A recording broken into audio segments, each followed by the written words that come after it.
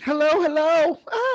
We are the Here we are. Transpositions. Hello, everybody. Welcome to the Hello. show. Good evening to my American friends. I think it's the middle of the night in the UK though, so good morning to my friends in the UK. And And happy tomorrow to Australian It's people. midnight. It just went past midnight in the mhm, UK. mhm. Yes. Hello, my friends. It's good to see everybody. You beautiful, beautiful souls. Mm. Yeah, so how's your week been? I've been busy. I've had a crazy week myself. Been I got a new job. We got some new furniture. It's been a wild few days. Mm-mm-mm. The hits just don't stop coming. And a Carly appears. And a A wild Carly wild appears. Carly. We've got Yeah. Priscilla and Arctic Fox and John Fabiano and people showing up in chat. Hey everybody, thanks Hey, for beautiful coming. people. Welcome to the Transpositions. It's good to see y'all. Uh, hope everybody's doing well. Uh, y'all, I want to just start with this because it came up relevant, right? This came out just a couple days ago, and Let's break some stuff. this is apt. This is not that one. This is a good example of where we are currently in uh, in the U.S. In our government. As the representative from Delaware, Mr. McBride. Thank you, Madam Chair. Ranking Member Keating, also wonderful. Mr. I'm Chairman, sorry. Which could you was repeat your just perfect. Perfect. Just rolling with it. That was very good. Yeah, Just but fire right back and move right on with your day. But as I'm sure everybody's seen this already, she starts to talk and then Representative Keating just talks yeah, right over her. In her defense, admittedly, huge props for that, but he's also treating her the way he treats any other woman. yeah. Well, Well, yeah, but okay, we'll just roll the rest of the tape here. yeah. You only This is only Right, 58 this. seconds. We got It's yeah. only yeah. introduction again, please? Yes, We'll it's restart the whole it's thing a actually. representative from Delaware, Mr. McBride. Thank you, Madam Chair. Ranking Member Keating, also wonderful. Mr. I'm Chairman, sorry. could you repeat your introduction again, please? Yes, we have set the Representative. standard on the floor of the House, and I'm simply. What is that standard, Mr. Chairman? The Would you standard- repeat what you just said when I- you introduced a duly elected representative from the United States of America? Please. I will. The representative from Delaware, Mr. McBride. Mr. Chairman, you are out of order. Mr. Chairman, have you no decency? I mean, I've come to know you a little bit, but this is not decent. We will continue this You hearing. will not continue it with me unless you introduce a duly elected representative the right way. This hearing is adjourned. Run away! Amber Run Ch- away! Amber, chat's Yeah. saying your volume's a little low compared to the rest I- of us. So I bumped Ember up Please, on the studio okay. side, Cool. so she should be good now. Test Ember. all right. Testing. Sing something. Something. Sing. Can I just say something about the representative from Texas? Certainly. Please Chair do. self. Representative Self, you ran like a bitch. That's what you did. Oh, And may what I are the- just say something? May I just say something about the representative from God Save the Commonwealth of Massachusetts? Good job. Ranking member. He's the ranking member of that committee. He's insisting that his members are treated with due respect. And while I agree that he's treating Representative McBride perhaps uh, uh, as he would treat quote any other woman, it's his job to make sure that every member of that committee is treated with respect, especially members of his party. And that's what the Democrats need to do more of. Much I agree more with that. of. I agree Much with more that. frequently. And I would also like to point out that the district in Massachusetts that man represents is the old Plymouth colony, the Cape Cod, the islands, New Bedford. The OGs. That is not a particularly liberal area of the Commonwealth of Massachusetts. And that man has some fucking balls. Oh And I'm yeah. glad of it. It's Well, so I great. can. Representative Keating has a spine and absolutely should be a lesson to the other Democrats and the few Republicans who still have some semblance of a moral compass. Republican and moral compass don't work together in the same sentence. I'm sorry to say, but Not anymore. I They have but an I guess unofficial moral but, compass called but you know what I the like Bible. but you know what I liked but you know what I liked I like the fact that Sarah McBride did clap back. I like the fact that she did stand up for herself, and I like the energy. I like the energy. Good. I want to see more of it. Hope Giselle had something on Instagram about that today. Talking about Sarah, and she's right. Sarah, you've got to keep doing that.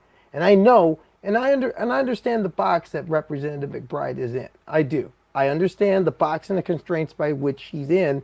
I also understand that she wants basically. She doesn't want to deal with the fray. She wants to be above the fray, and I don't blame her. No one wants to. No one wants to deal with this. No one wants to deal with the misgendering and all this, but and to me, number one, I like what again, I'm another one who is very supportive of what Representative Keating did. And I mean, that's what you do. You back up your people, and Sarah McBride is one of your people.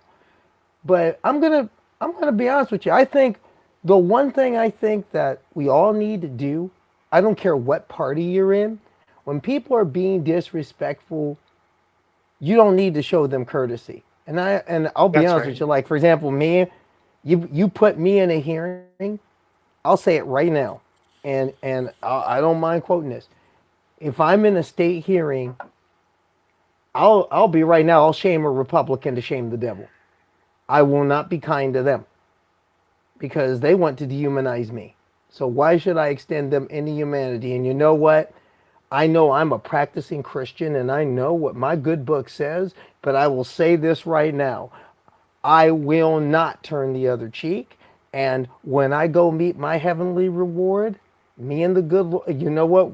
The good Lord and I will mitigate it. I will accept his judgment on that one. I'll take it. Whatever punishment, whatever due comes to me for this, whatever karma hit I take, I'll take it. But I just can't. We all got to stand on business. And to me, I cannot continue to honor and respect the humanity of people who will not respect my own. I can't do it.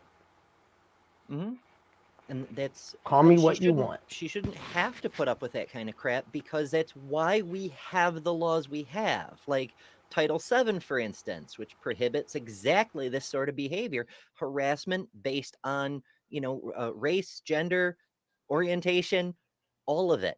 And the federal courts have ruled on this. I actually just found we covered this a year ago, the Fourth Circuit Court, and then a few weeks later, the 11th Circuit Court ruled that intentional misgendering is sexual harassment under Title VII. This is her workplace. This is where Sarah McBride works.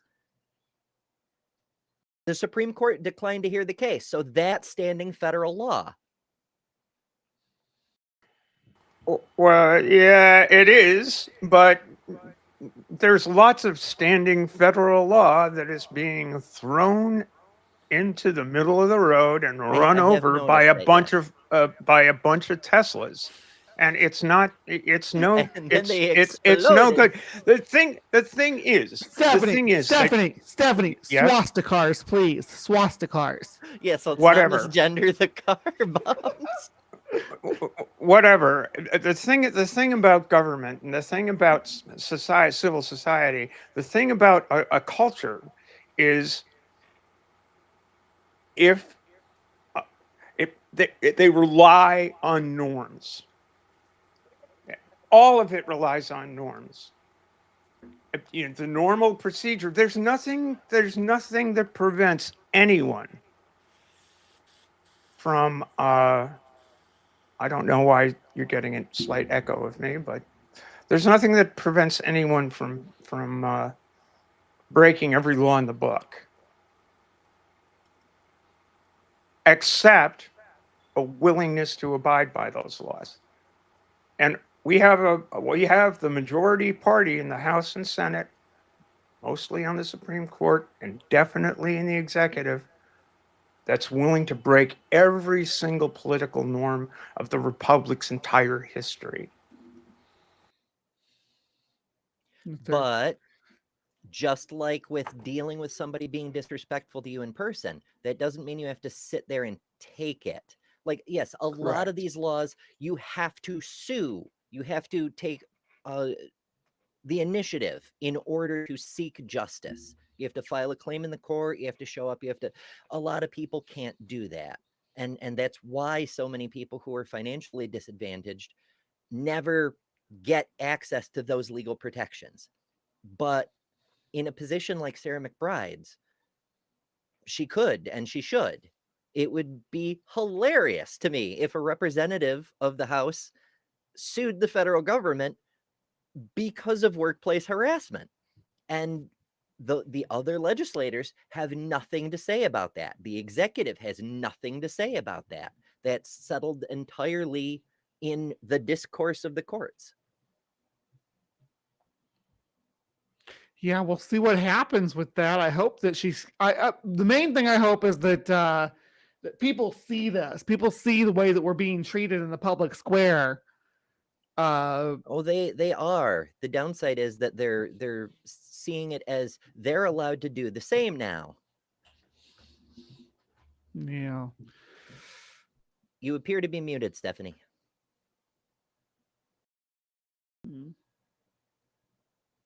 I'm not sure. I We mean, can't I hear can't ya. hear you at least. I can't hear either. But well, Constitutionally, you There you got me are. now? Yeah. Yep.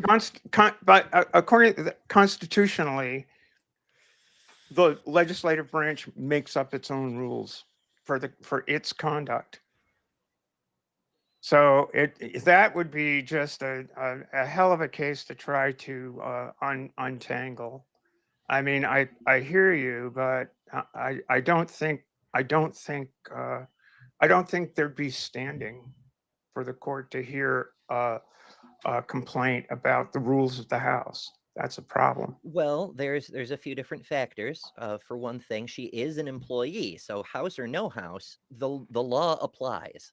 The Supreme Court has been consistent about that in all sorts of environments. You know, people who are Uber drivers, you know, they're employees, even though they're independent contractors and they're working inside their own car. They still have employment protections, even though they're not employees and they're in their own car. You know, a passenger can't harass them. They're still covered.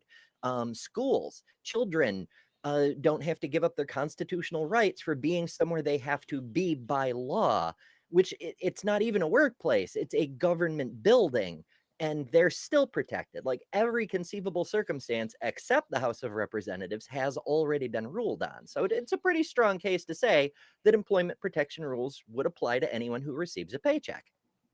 And then there's the fact that the House rules don't apply to the court, but perhaps a bit more importantly, the House floor rule was about which bathroom she's allowed to use, not a damn thing to do with how to address her, whether it's okay to harass her in public, you know? Madam Justice Ember, I await your appointment to the U.S. Supreme Court. Well, If only I could ever finish law school. If anybody has a few $100,000, I'll 3 years and I'll do the bar exam. We'll do the thing. It'll be fun. so speaking of passing Yeah. laws, The fuck have we not been saying for like a year now? Oh yeah. And even before this channel started, these sons of bitches just want to fondle children's genitals. And here it is. I thought that was parody. No, these bitches are beyond parody. Fuck's GOP sake. lawmakers passed bill allowing child genital exams without parental consent. Oh my. And that was actually an improvement over the previous version of the bill. Oh goodness. Let's see. Okay, so Republicans at the West Virginia legislature passed a bill that would allow healthcare providers to visually or physically examine minor children or a minor child for the purpose of identifying their biological sex without the consent of the child's parent, guardian, or custodian. The bill, Senate Bill 456, would define sex based on whether the person produces eggs or sperm. You can't tell that by looking at their genitals. I was just gonna say, how is a visual examination of their genitals going to determine that per se? And what if they don't produce either? Exactly. It says that gender segregated spaces like locker rooms or restrooms are to be used based on a person's sex assigned at birth. And it leaves no room for trans or non-binary people's identities. It also says that all intersex people are either male or female, but does not give a basis for assigning a sex to them. Of course it doesn't.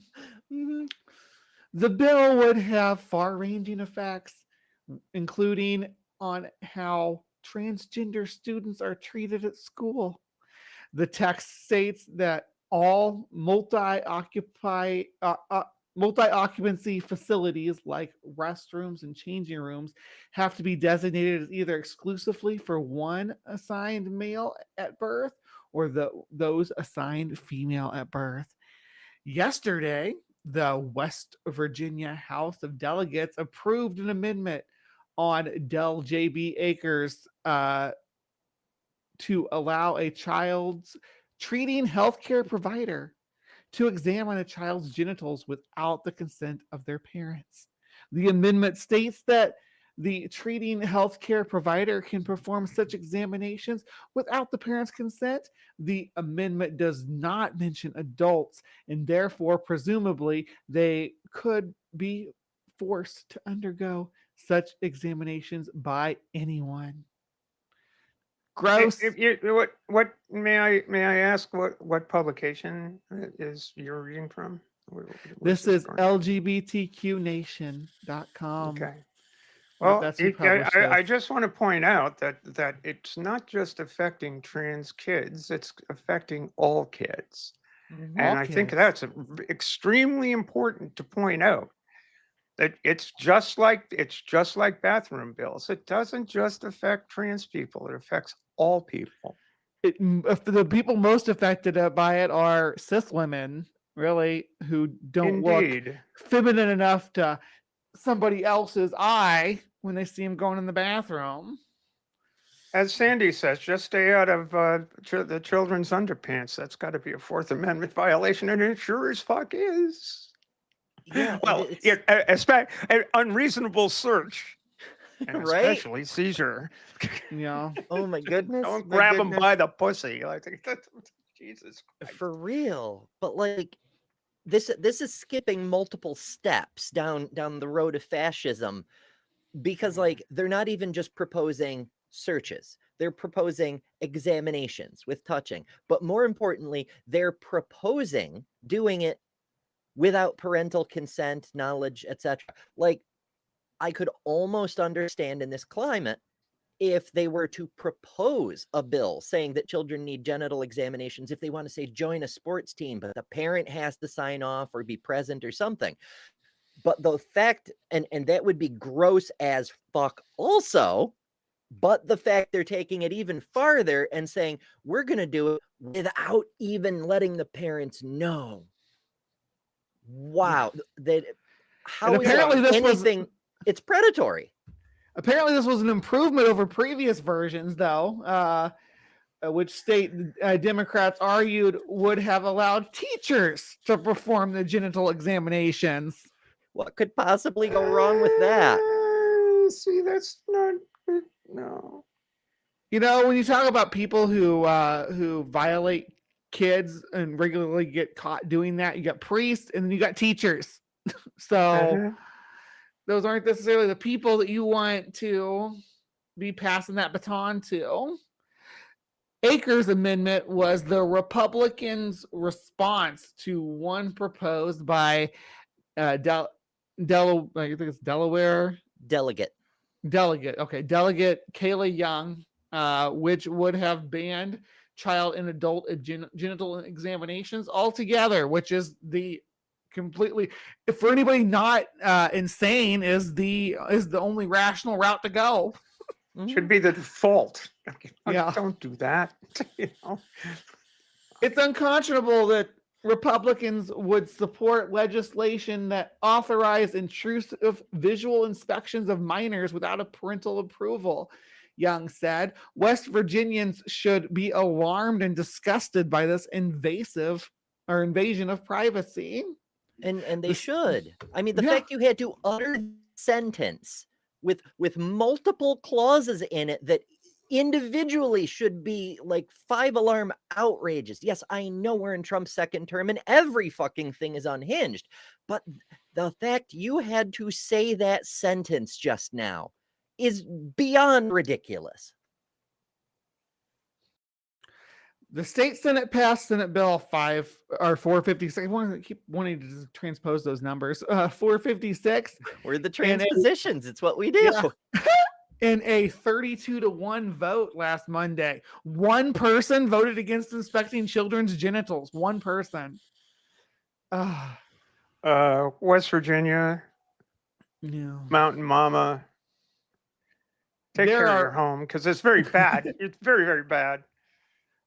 There are only 3 Democrats Yeah. in the body. State Senator Mike Wolfell voted for the bill. State Senator Joey Garcia voted against the bill. And State Senator Robert Plymale was absent.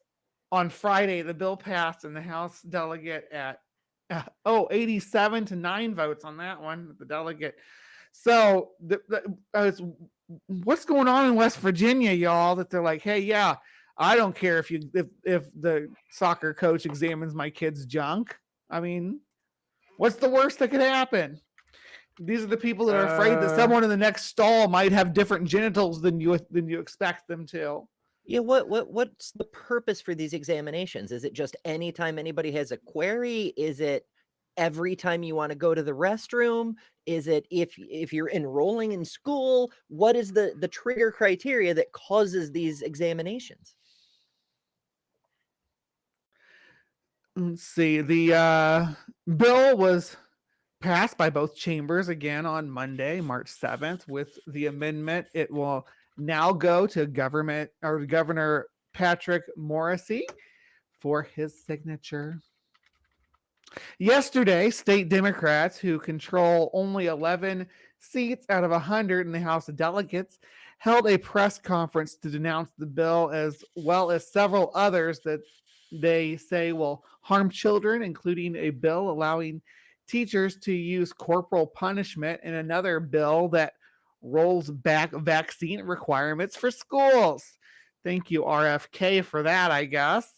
While people sit around the dinner table looking at electric bills that look more like what they used to take home in a month versus an electric bill when we have a coal mine that are shutting down because of saber rattling in Washington over tariffs, when we have a unelected bureaucrat who's firing federal employees that administer services that our people depend on. These are the types of issues that we are worried about, Delegate John Williams said at the press conference, according to Real West Virginia. West Virginia has bigger problems and bigger fish to fry. No doubt. I think you're like ranked like 48th in education or something like that. Yeah, West Virginia, things are not looking good. But you know what? Another state where things aren't looking too good is Georgia. But sometimes something nice happens in Georgia, like Bella Batista, first transgender woman to compete in Miss Georgia USA pageant. Woohoo! Yeah, look at that. And she's a pretty girl too, and she's not a stick figure. So There you go. in 2021, Cataluna Enrique was the first transgender woman to compete in the USA pageant. Now, Bella Batista will become the first openly transgender woman to compete for the Miss Georgia USA title. Batista is from Cartersville, Georgia, and according to NBC affiliate WAFF 48, is currently Miss Buckhead USA, but is dreaming bigger. I was like, this could honestly be a true reality for me. The dream could one day come true. And just because there hasn't been a first in Georgia, I could be that first, Batista said. Batista says that the journey has not been easy for the public to accept, especially on social media. It had over 1,000 comments in less than 30 minutes of people saying that I shouldn't be in this world, that I'm just a man, that I am mentally ill, that I don't belong in this pageant. Batista says we've all heard all that stuff ourselves. When the Georgia legislature voted to move forward in barring transgender women from competing in women's sports, Batista, a cheerleader, spoke out. It's heartbreaking to know that elected officials are stripping away my civil rights and opportunities for happiness because being a cheerleader makes me happy, she said. WAFF 48 says Batista is not focused on the negativity she has received. She is spending her time preparing speeches and walks for the competition. I'm just going to sign up. I'm going to wish for the best and hopefully that I am treated fairly and scored fairly as well, she said. The competition will begin June 12th, 2025. And I guess we at the Transpositions will be watching young Miss Batista and seeing how things pan out for her. But I wish her all the luck. This was put out by Emma Carnaz, and this is Local News 3 from Georgia. But beautiful young lady. I wish her all the luck in this upcoming competition. All right, got one more thing for you guys before we pop into doing a bit of good news from our one and only Ember. But before I get into this last and final story, any thoughts or comments on Bella Batista? I interviewed her a couple You weeks go. ago, and I can't. And I'm going to tell you right now, I'm going to dust that interview off. We're going to run it on Transposition Sports next week, or even better yet, we'll try and get a fresh one. Because she's somebody I've talked to in the past, and she's just a bubbly ray of sunshine. And it's good that she's going to take a run at Miss Georgia. I think it's wonderful because and it isn't like there's not precedent. Last Miss Universe pageant, you had 4 transgender women who were in it. Personally, I kind of have a crush on Miss Netherlands. # just saying. But Miss Netherlands is as beautiful as Max Verstappen with a 1-lap lead at the checkered flag. That's how beautiful she looks. And yes, she is a transgender woman. Deal with it. And this doesn't come without precedent. I mean, Ms. Batista, like I said, was a college cheerleader. Is still wants to do more of that. Still has some eligibility left. She did speak out against both the Save Women's Sports Act and now the new thing, which is called the Riley Gaines Act in Georgia. So this is a person who's spoken out. She's done a lot of community service work for LGBTQ services in Georgia. She's been prominent in trans rights in Georgia, prominent in just working in the community, and she's just a good kid, and I'm wishing her all the best. And to all those who want to ride down on her, you know what? She looks better than you. Deal with it. That's all. All right. Well, as Ember pointed out in our little private chat when we're talking about stories, a lot of things aren't getting reported anymore by the U.S. media. Mm-hmm. So sometimes we have to stick our nose outside and see what's going on. So this comes into us from French reporting. So yeah, let's see. Over by the big board, Vedika Bahel is waiting. Good evening to you, Vedika. In this edition, rumours Donald Trump posted a symbol used by the Nazis against LGBTQ plus people on his social media platform, Truth Social. Tell us then, Vedika, truth or fake? That's right, Mark. Social media users around the world are reacting to a post made by Donald Trump on his platform, Truth Social. Many of these people are in disbelief that the US president would share something that involves the pink triangle. The pink triangle that was historically used in Nazi Germany to identify and persecute against gay people in concentration camps. Now, it wasn't just on social media that this was causing some alarm. It also sparked quite a lot of discussions on LGBTQ plus platforms and outlets, as well as on Reddit, where people are just trying to discuss what could this possibly mean. Now, in terms of fact-checking this story, it is relatively straightforward. I can confirm that Donald Trump did post this on his Truth Social profile. It isn't just a rumor. He posted a link to an article by the Washington Times, which is a conservative daily newspaper, and the symbol was featured in that article. Now, the article itself is an opinion piece. The author praises Donald Trump's administration and praises Trump and his defense secretary, Pete Hegseth, for, as he says, refocusing the military and for reversing Biden-era policies like inclusive and diverse advertisements that feature LGBTQ plus soldiers. Now, it is unclear overall whether the US president had read the article that he'd shared. It's also unclear whether he is aware of the deep historical significance behind the pink triangle.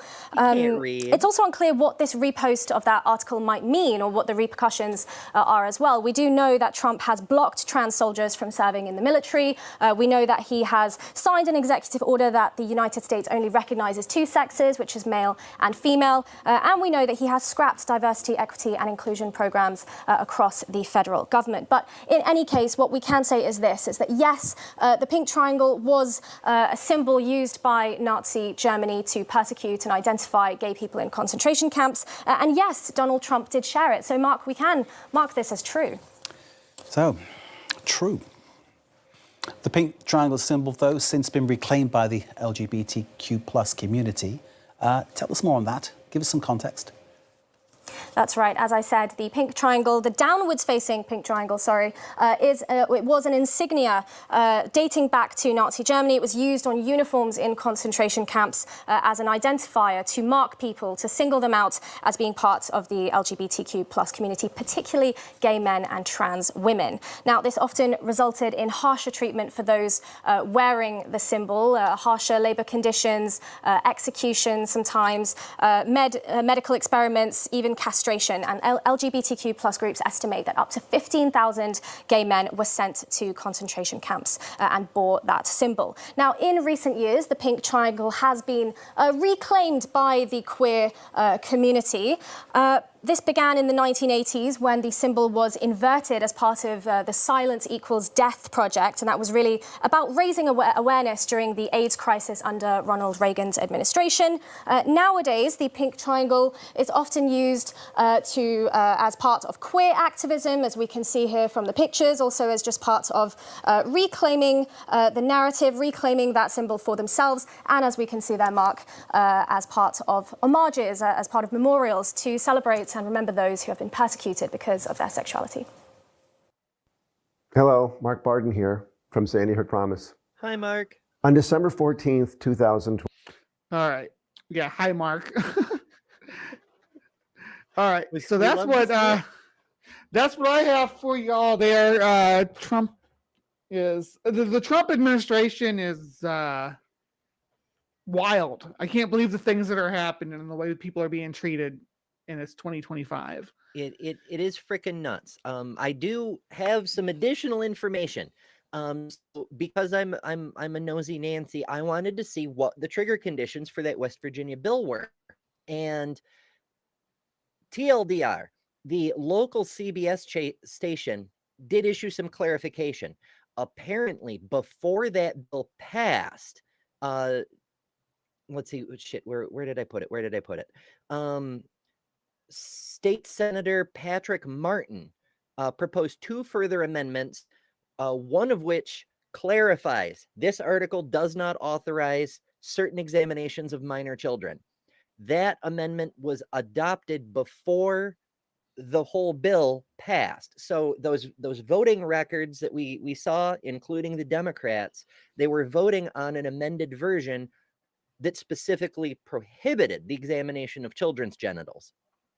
And that's the one that passed into law. So before you start sending angry Twitters or whatever to Democrats in West Virginia, or ask the Republicans why they have no soul, it's still a shit bill, but at least that very heinous part, according to the local CBS station, did get excluded before it passed.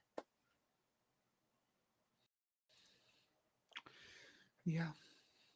Well, So- that's good, I guess.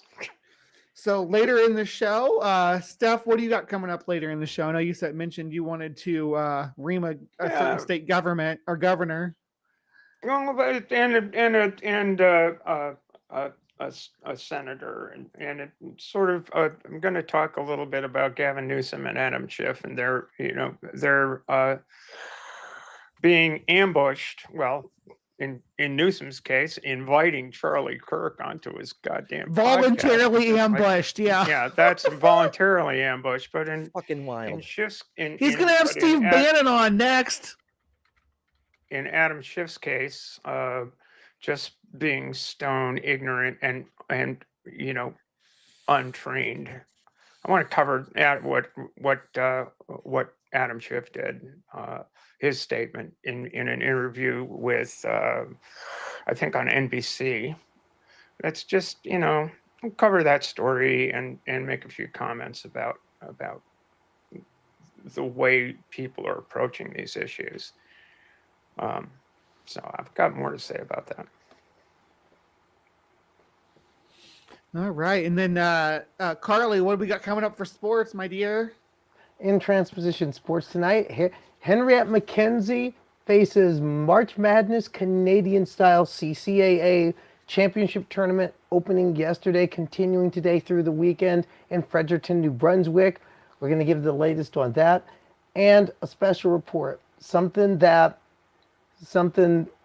yet another sports league has come out and banned transgender women from competition with a caveat and a few special wrinkles to it. The Women's Football Alliance is banning transgender women from play, at least partially. We're going to have more on that in sports, including an interview with a longtime player in the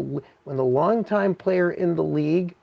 Janessa Bingham from the Nevada Storm is going to be joining us to talk about what this rule means, what it doesn't mean, and what's next for the trans women who play in the league in regards to how do we deal with this. And yes, full disclosure, I play for a team in the WFA. And later I'm going to have an essay on what this ban means to me because yes, it is personal. That and more coming up on Transposition Sports, including the clapback heard around the world, a breakdown on what Sarah McBride did later in sports. So stay with us. All right. Before we get into any of that, though, we're going to have some good news from Ember. Ember, can you give us a preview of what we're dealing with in the good news?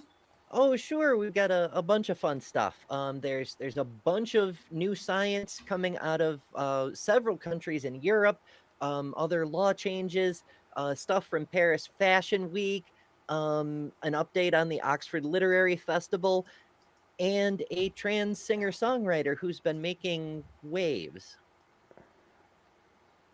Awesome. I cannot wait. Okay, well, I mean, we don't have to wait because it's time. It is All really right. time for the good news. If everybody's ready, unless anybody has anything at the top that they want to cover at the top on the panel here before we move into segments.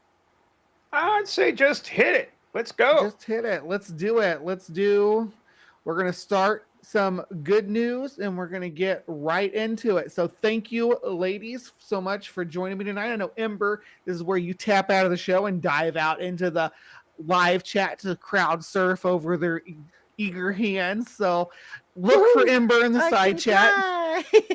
And we will see you back here as a 3-person panel at the end of the show. But let's jump right into it. Hi there. I just wanted to spread some trans joy. Last weekend, I thrifted this dress for $13. My partner booked a surprise nail salon visit for me for my birthday. So I had my nails done. I've never had them done like this before. And then he proposed to me. So I'm engaged now. Good news, everyone! Tonight, Europe stands for science, updates from Oxford, and the beauty of trans expression. Good news starts right now.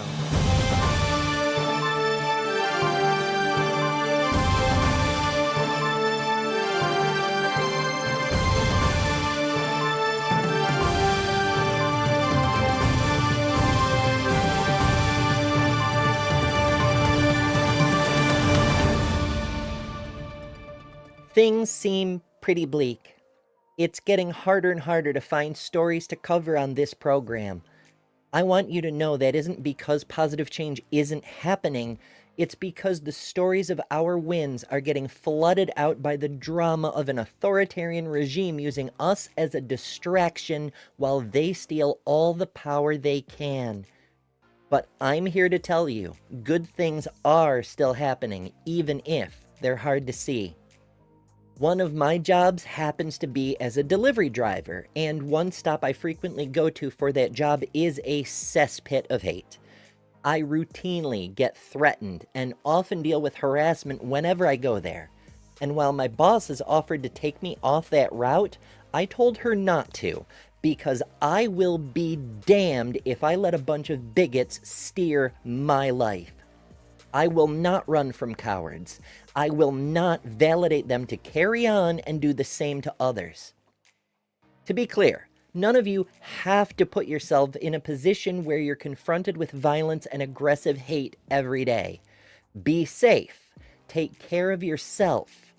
But if you can be actively visible, safely, it does work, albeit very slowly. Last week, I got to see that.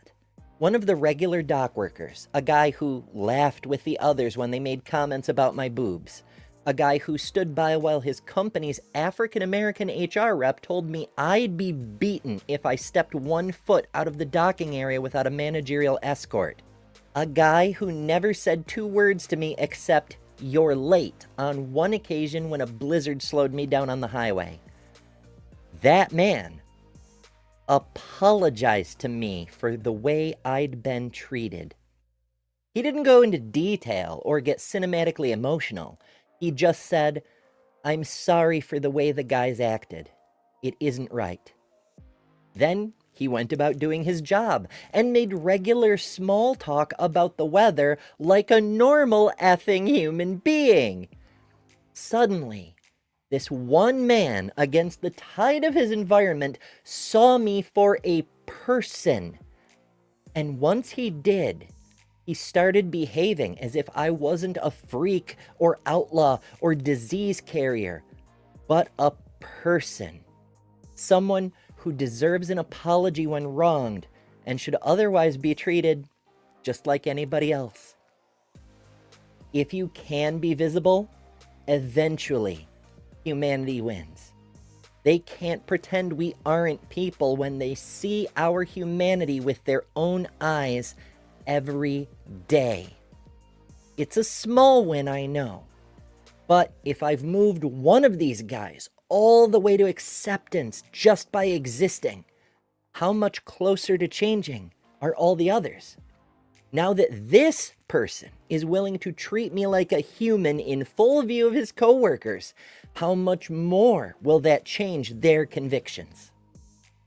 These are baby steps, I know, but they're cumulative. Keep being relentlessly you. Don't let anyone dim your fire. And even if it takes 10,000 steps, we will get there. Next, Europe stands firm. A few months ago, we reported on the French and Spanish medical communities affirming the effectiveness and safety of trans healthcare for youth. Last week, Poland's myriad medical associations came out in force to back the accepted international standards as valid, scientifically rigorous, and vital for the well-being of transgender adolescents. Additionally, the declaration, signed by more than 25 medical organizations across every relevant field, specifically condemned the infamous Cass Review for its extensive shortcomings, weak evidentiary standards, evident corruption, and total lack of peer review. Do remember, the sole expert on that project was the eponymous Dr. Hilary Cass, who possesses no specialized education or training whatsoever in gender medicine, who was directed by political leaders to produce a certain conclusion, and upon doing that was rewarded with the rank of Baroness. This week, Germany, Switzerland, and Austria joined Poland and the rest of Europe in standing firm for evidence-based life-saving care, in direct opposition to the politically driven pseudoscience gripping the US and UK recently. The set of guidelines, surpassing 400 pages, proclaims the goal, quote, to provide guidance to all professionals in the healthcare system who deal with young transgender and non-binary people for the best possible professional informed care based on the current state of medical knowledge. These guidelines explicitly call out Cass for similar reasons as the Polish medical community statement, criticizing the lack of transparency, lack of expert input, evident bias, and methodological shortcomings, including glossing over the effectiveness of puberty blockers that the Cass itself demonstrated. They also condemn Cass's recommendation of psychotherapy as a primary treatment, citing a total lack of evidence in favor of the practice and a considerable body illustrating significant negative outcomes. To be clear, the international paper makes clear that no study included in Cass was able to show any reduction in gender dysphoria through psychotherapy, nor are any of the medical associations involved in the production of this work, which includes groups representing thousands of psychologists and psychiatrists, aware of any such study. Instead, this review, like all the others published since SOC 8 came out in 2022 that didn't involve bribery with titles of English nobility, affirms the current WPATH standards of care represent the best practices based on all evidence presently available. But that's not all! Poland did more than get the jump on the other Central European nations with science. They also took steps on the legal front. Last week, the Polish Supreme Court issued a ruling making it possible for a citizen to update the gender on their birth certificate through a bench order, similar to how many U.S. states issue court orders for name and gender changes. The previous rule, from 1989, required a formal suit to be filed and argued in a court session. That is to say, not only is Europe continuing to advance healthcare for trans youth, but even the more conservative countries are continuing to expand access to equal rights for trans people, despite rumors to the contrary you may have heard from a certain convicted fraud. A few weeks ago, TransPositions reported on the fact the Oxford Literary Festival had opted to present anti-trans conspiracy theorists in the LGBT slot of their annual event. While those speakers remain on the official schedule as of recording, the festival has made some changes for the better. On Sunday, April 6th, Oxford's Sheldonian Theatre will host a talk entitled In Defense of Trans Realities. Here are the author descriptions from the event page. Professor Sophie Grace Chappell, an author of numerous books, including Transfigured, on being a transgender person in a cisgender world. She is a professor of philosophy at the Open University, a translator of Homer, Dante, and Plato, a published poet, and a mountaineer with over 50 first winter ascents in Scotland to her name. She is also a trans woman, and in Transfigured she tells how she was only 4 3/4 years old when she asked her mother if she could go to school as a girl rather than a boy. Chappell combines memoir, philosophical reflection, fictional writing styles, and poetry to explain what it is really like to be transgender. And she asks what society can do better to accept the reality of trans lives and to welcome and include trans adults, children, and families. Konstantin Sandis, co-author of Real Gender, A Cis Defense of Trans Realities, argues for a broader understanding of gender concepts, featuring trans voices in its pages. As a cis person, he recognizes the undeniable social aspects of gender while also remaining cognizant that gender cannot be completely divorced from biology. The book argues that gender self-identification does not require denial of biology or sex, and that what is needed is a greater understanding of gender concepts. Sandis has authored numerous books and has taught philosophy at several universities. He is presently visiting professor of philosophy at the University of Hertfordshire. And the talk will be chaired by Professor Sir Dermot McCulloch, a historian, broadcaster, and author specializing in the history of Christianity. Although he was ordained a deacon in the Church of England, he declined ordination to the priesthood because of the Church's attitude toward homosexuality and his determination to be truthful about being gay. His most recent book is Lower Than the Angels, A History of Sex and Christianity. The event will run 90 minutes. And while it doesn't negate the inclusion of uncredentialed hate-mongers billed as LGBT speakers in the festival lineup, having at least one trans person speak on trans issues is a solid improvement. Trans is beautiful, as exemplified once again by a trans runway model, this time Kai Schreiber, the trans daughter of celebrities Naomi Watts and Liev Schreiber, who just days ago made her debut at Paris Fashion Week. You may already be aware of Kai, who at 8 years old became a viral sensation for gender equality and a target for gender criticals when she attended San Diego Comic-Con in 2017 dressed as Harley Quinn. She's continued to command media attention throughout her childhood, from attending her dad's movie premieres with her brother to typical school events with her mom. Now she's making waves entirely on her own by representing designer Maison Valentino as an IMG agency model. It's truly remarkable what trans kids can do if just given the support they need to thrive.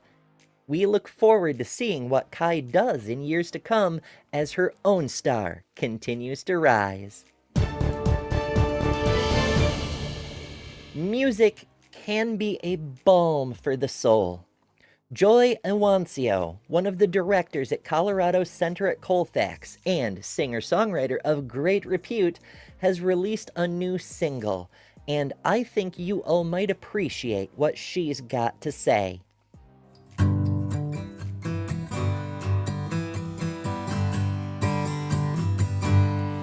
May your light be a beacon to us all.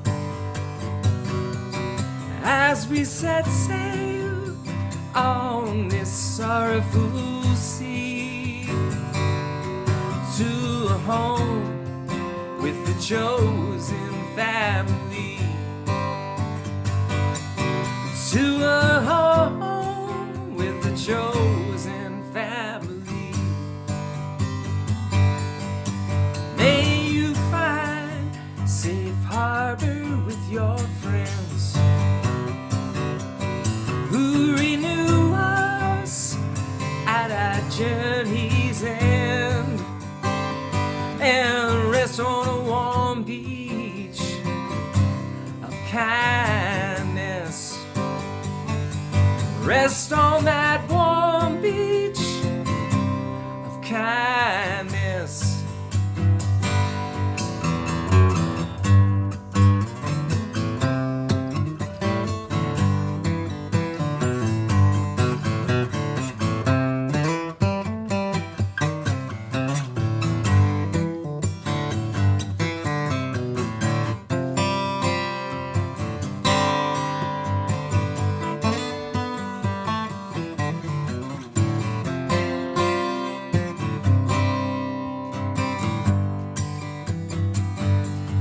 May our song be heard around the world.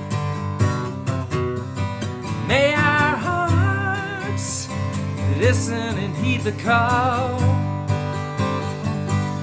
Shorten the darkness till the fascists fall. Shorten the darkness till the fascists fall.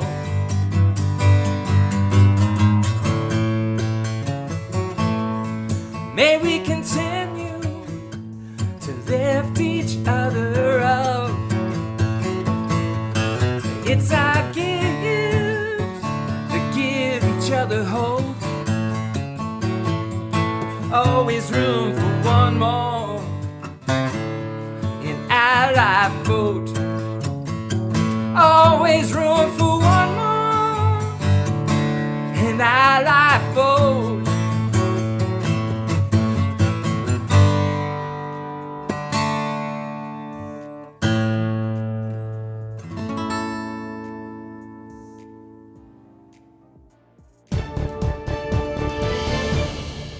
If you enjoy content like this, be sure to subscribe. Transpositions Weekly is the first and only weekly trans news show in the universe, and we need your help to keep this show going. Contribute at patreon.com/TheTransPositions. Spread the word on social media to let people know we're here, and tell us what stories matter to you by joining the community on Discord. Discord, of course, is where the memes live, and our meme of the week was posted by Jester. And if you are one of the accursed few afflicted by the sinful desire to understand what the hell you're talking about, join us. Also, if you have good news concerning trans people you'd like to see reported on, you can tell us about that in the Discord as well. For the Transpositions, I've been Ember Belrad.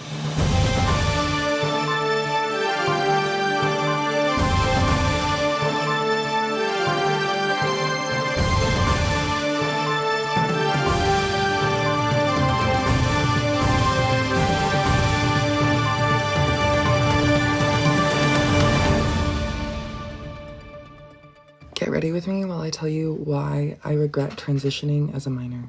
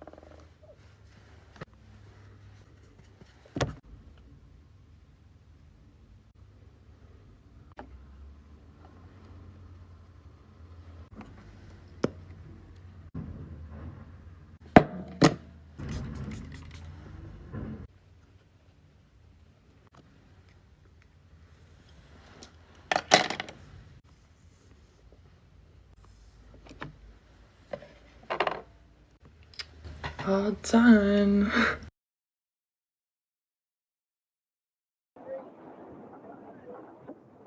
Just like Thursday, the boat in trouble. This time, Nomura was able to wriggle off the hook with 1:30 to go, and now they hold a favored position. We're not going to have it.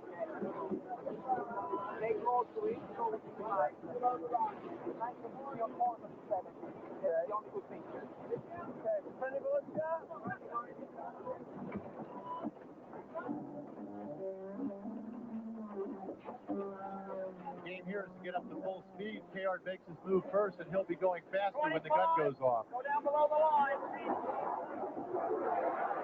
20. 17. 14. 13.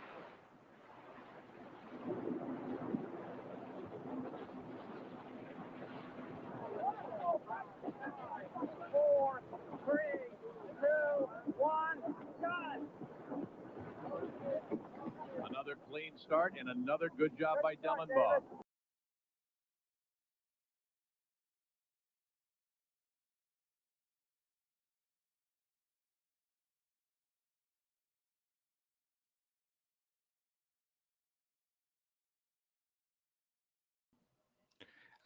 Don't know if anybody can hear you, Steph. I can't hear you. Oh, because I have myself still muted. That's why. All right. So I'm wearing my Toronto J24 Worlds shirt this evening. Just cause we're going to talk about Senator Adam Schiff had a little something to say about transgender athletes, and that's me. So I guess I'll just sort of get this thing up here. Share old Adam here.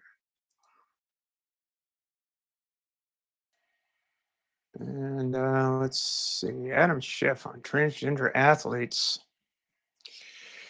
Here we go.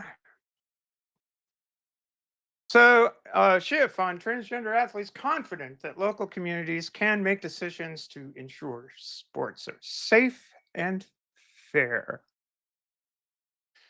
This is from The Hill, as you can all see here, by Sarah Fortinsky on the 9th of March, a few days ago.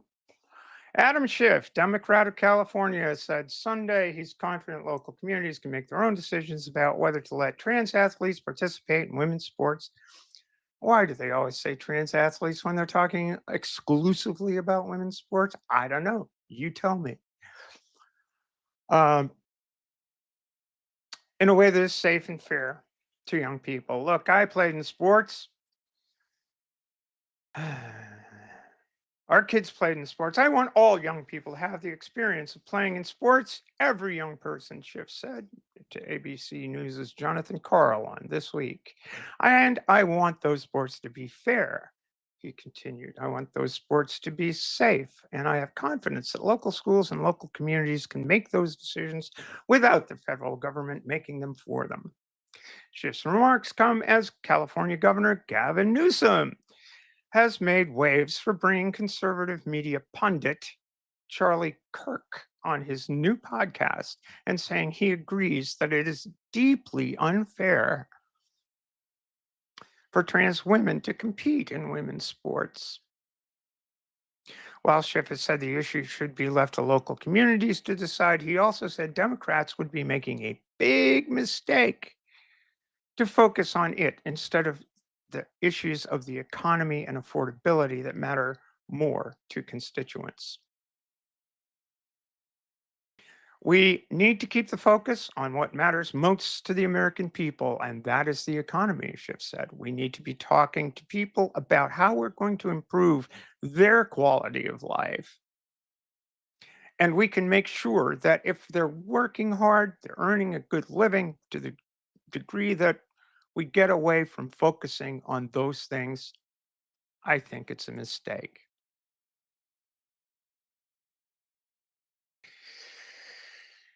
Okay. So let's talk about this just a wee bit.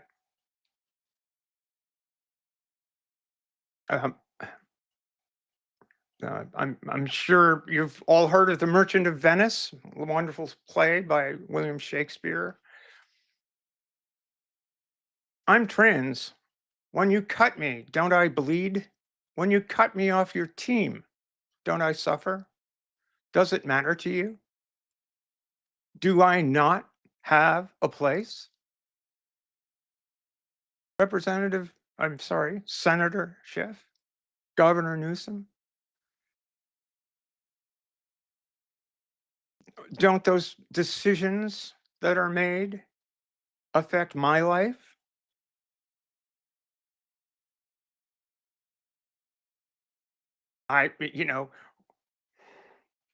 This is the thing. What pisses me off the most about guys like Schiff and Newsom is that they fucking well know they're going to be asked about trans women in sport.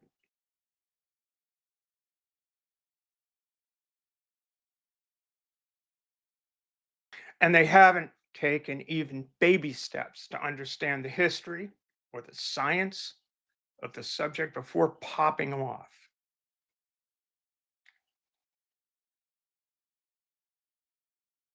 They fall for the okey doke and legitimize the bad faith gotcha questions from bad faith media and worse faith transphobic personalities like Charlie fucking Kirk.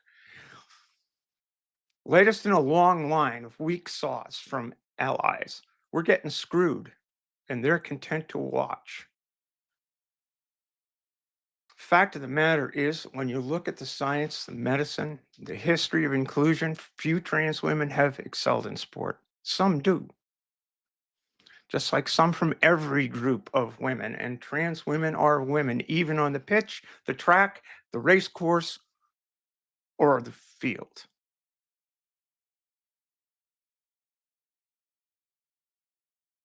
There is science, there is history, there are studies.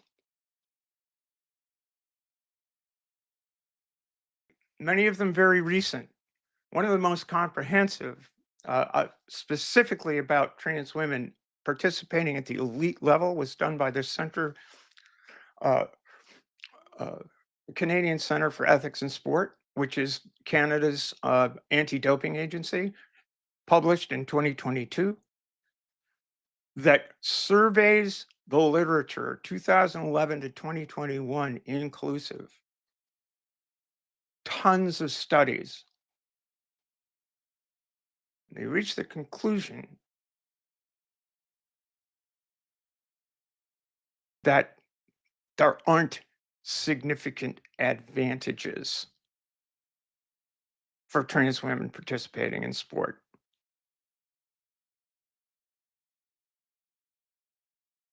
So maybe do a little bit of reading, maybe do a little bit of understanding how sport approached the issue before it became a political football. And maybe, just maybe, consider that trans women are affected by your ignorance. And that when you don't stand for anything, when you don't our rights,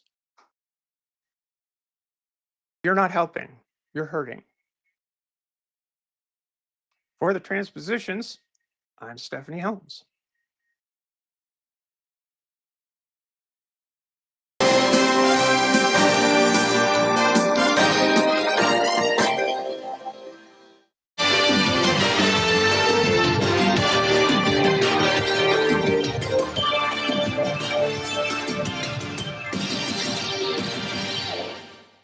Vancouver Island's Mariners open March Madness Canadian style this week, and another league bans transgender women from playing, and this time it's personal.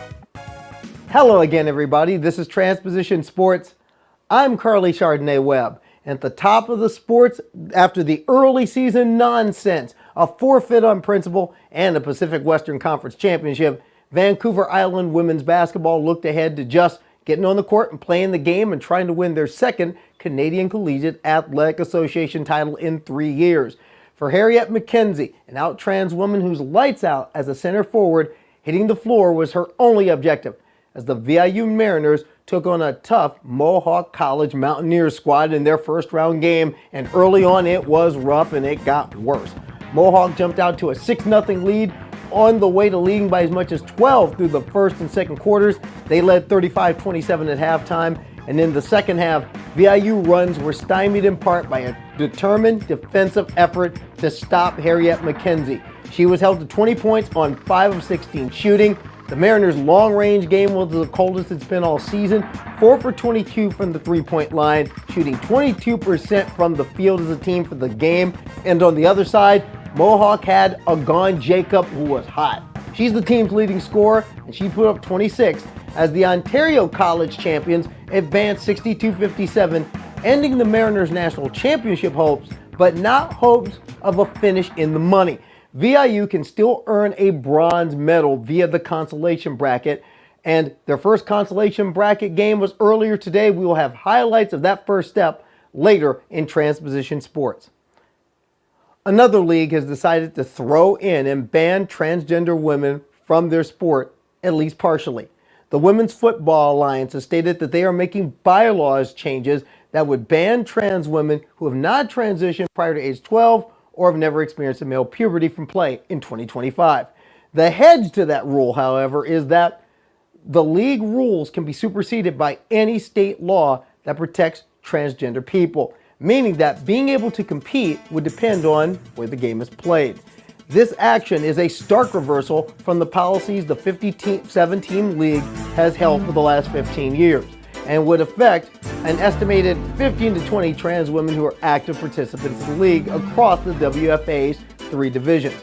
One of those players is Nevada Storm's two-way threat, Janissa Bingham, and she's here on Transposition Sports to talk about it. Janissa, first, welcome to Transposition Sports. Secondly, it's good to see another one like us out here who are doing this thing, getting ready for this new season. Knock on wood, we hope.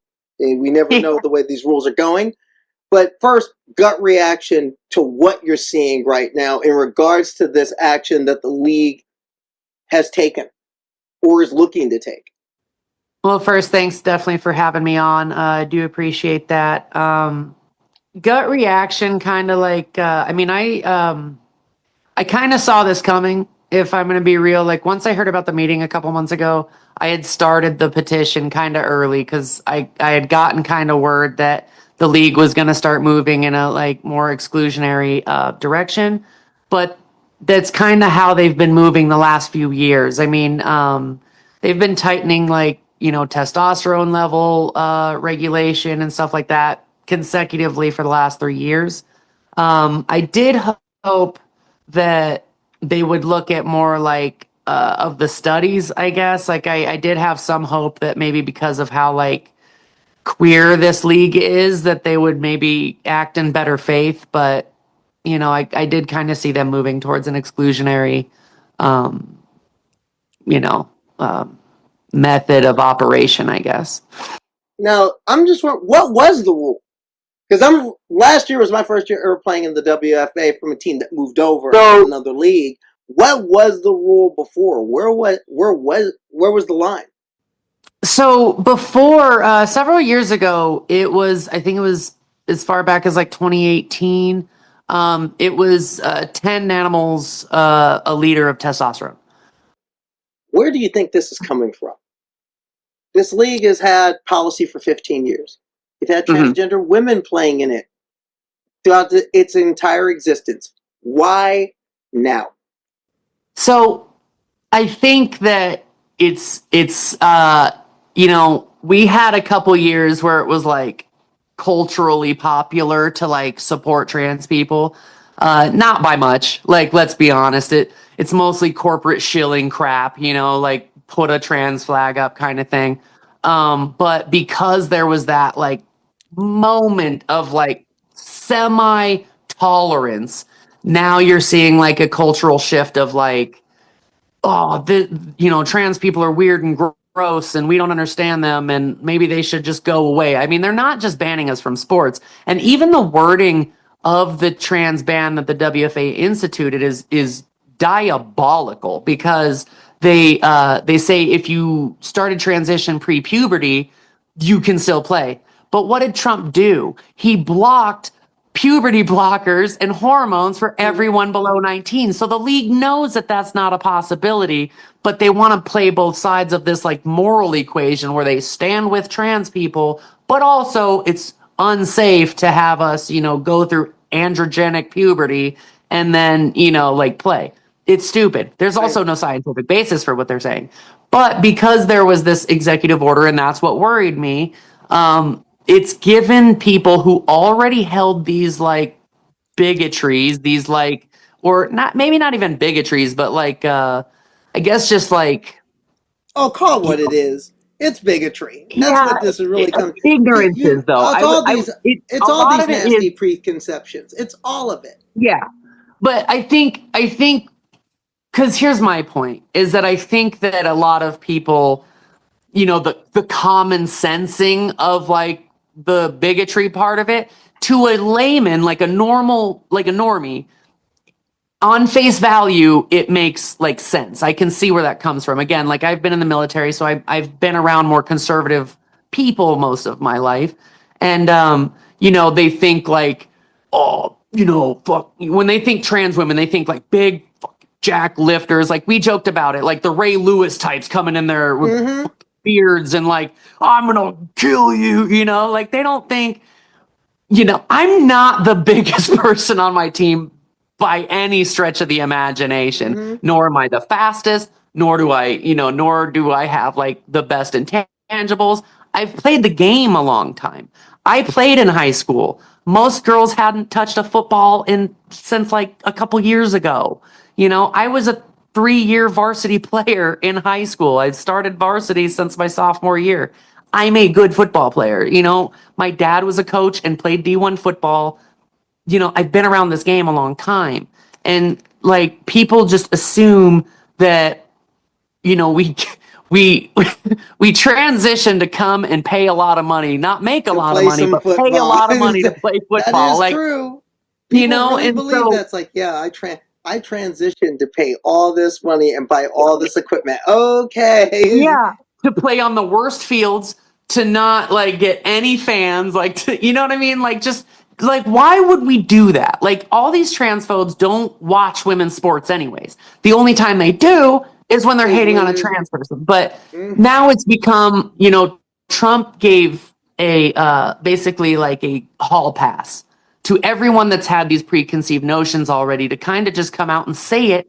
And then they thought that the Justice Department and all these other apparatuses of the government would be behind them so that they would not have to face the backlash of the wokes and all this stuff. And you see it in like, from what I've heard in the meetings too, like I have my sources within like, these ownership things because I've been around the league a while and because I've already stood up for other people's rights. People know me. And so I've gotten word on a lot of this stuff. And they were straight up asked because the big sticking point is like, it's a safety concern, right? Like us in the league is a safety concern. And it was asked, okay, how many trans women are in the league? The league doesn't know. They don't know. Also, how many injuries have been caused by trans people? They don't know. So there's no actual like basis for it. It's just a knee-jerk, and the whole time, by the way, and this is why I say like ignorance is because, I'm trying to stay away from like libel and all that kind of crap, but they'll say out of both sides of their mouth, they'll talk out both sides of their mouth where it's like, oh, we love trans people and we hope they have a great transition and we stand with them on every issue other than this one. Like we just don't want them in our league, because it's a safety concern. But we'll start a flag league and they can play in that. And it's like, okay, wait, whoa. But if the thing is we're stronger and faster and jump higher and fucking, God sent athletes, then why would you have us compete in a different league? Because I'm sorry, I've hit girls on my team that I could not budge. And I do hit hard. I know I do. But there's a girl on our team that I hit her. She did not move. And I felt like I separated my shoulder. You know, it's like this whole We've like been through every that one, woman that yeah. plays football is this dainty ass like debutante. It's bullshit. You know, Wait a it's minute. just not true. Dainty as. Don't lie some to these do. people. I'm as dainty as you get. Yeah, you know. I'm in And the. I know. I mean, I'm probably on the upper percentile of the dainty scale of this league. Yeah. Until you get me between those white lines, no one's dainty out there. That's what I'm saying. There's some real like, and I mean this the most positive way I can because it's it's football. There are some real monsters in this league, like Yes, some there real are. beasts. You know, like just I mean some real Ray Lewis types. And guess what? Yes. They're cis, and that's the problem. Is that once Mm-hmm. we're eliminated, they will start transvestigating all of them too. And like, what are you going to start doing? Like insisting on an entire like testosterone like panel for every player in the league? You know, because the IOC's already released like, I mean, this is years ago about how they talked about like, you know, I mean, a lot of like runners, especially from North Africa, just have higher testosterone. You know, and what do? Just like the continent of Africa cannot, you know, participate in running because that has been the major. they're too. I mean, that's been the Yeah. major point. I mean, you have right now. You have the Riley Gaines types talking about bringing back sex testing. Right. Oh, and yeah, I watch a lot of Hassan Piker, and he's always like, "What are we just gonna have like penis watchers now? Like people like penis checkers? Like, but think about what that leads into.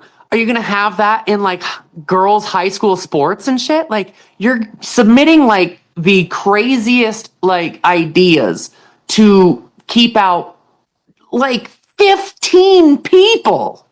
That's the crazy part. Like, as much as I am surprised that there are many of us, by many of us, I mean like 15.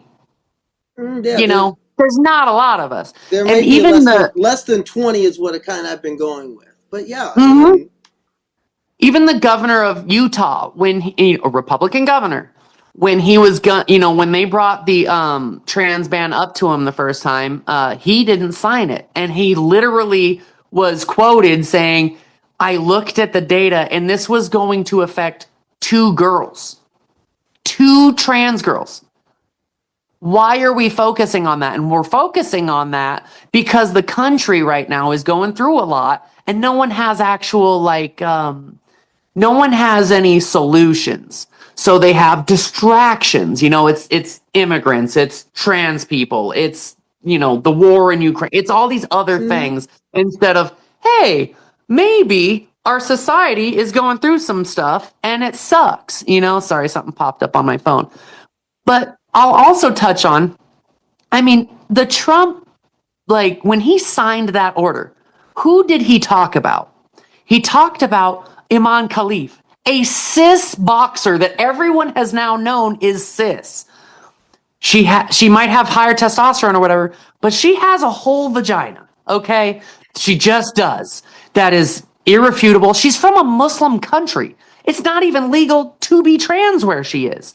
And still, they are still citing her because she beat up a dainty ass white Italian, and everybody was like, whoa, that's so brutal that this man is like beating her. Not a man. Yeah. The situation that we find ourselves in right now with the WFA. Mm-hmm. What's next, and what do you want to see? What's the end game here?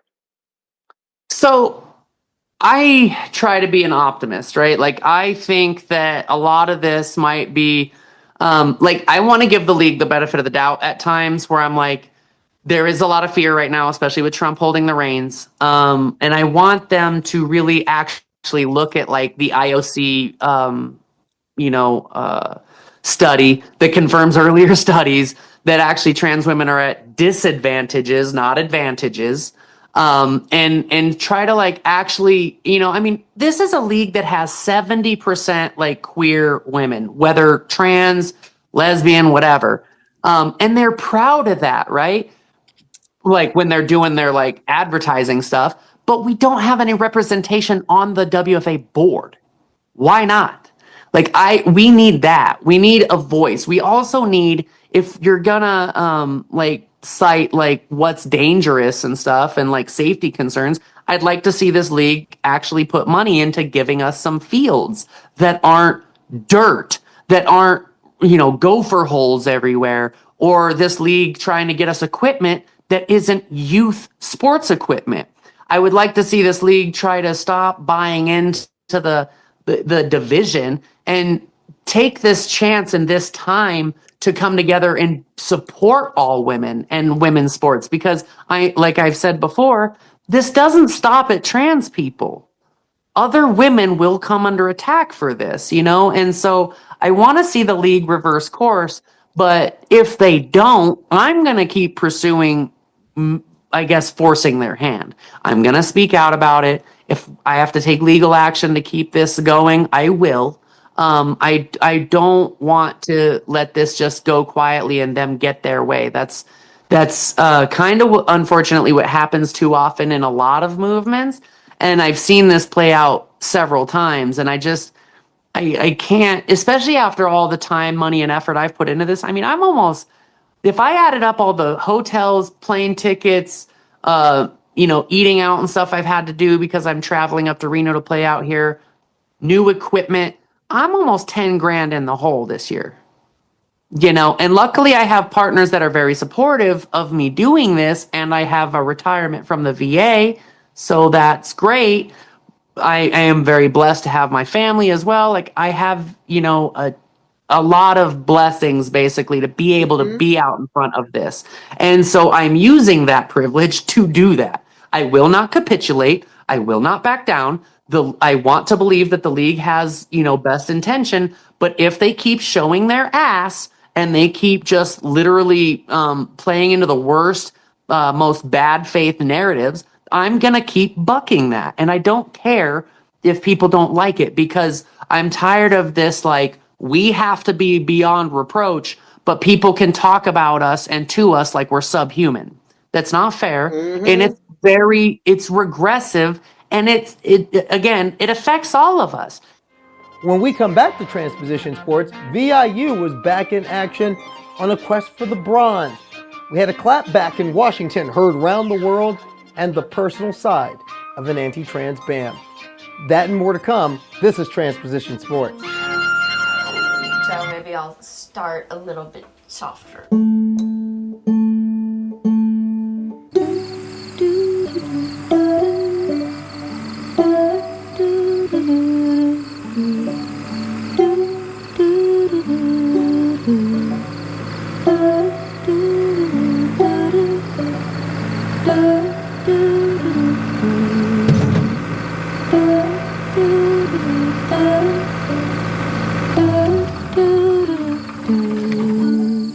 This little light of mine, I'm gonna let it shine.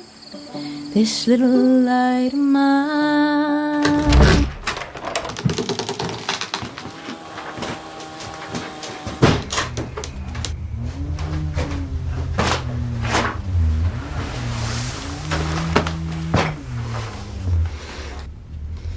Dad? Before you say anything, I just want to apologize for what I said this morning. I've been doing a lot of thinking. If you want to change your name, if you want to wear a dress. It's a skirt, Dad. Skirt? I don't know the kind of support you need, but let's get you some for all this transgender stuff. Wait. Are you serious? Dad, what is this? Oh, this is me supporting you. This is me saying I love you. This is me not losing you.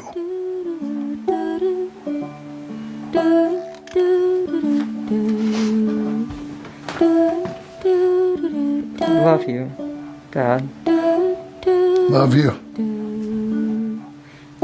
Holly. This little light of mine, I'm gonna let it shine. The thing that Trump claimed was that a trans woman had won a race by 5 hours, had set a new record by 5 hours.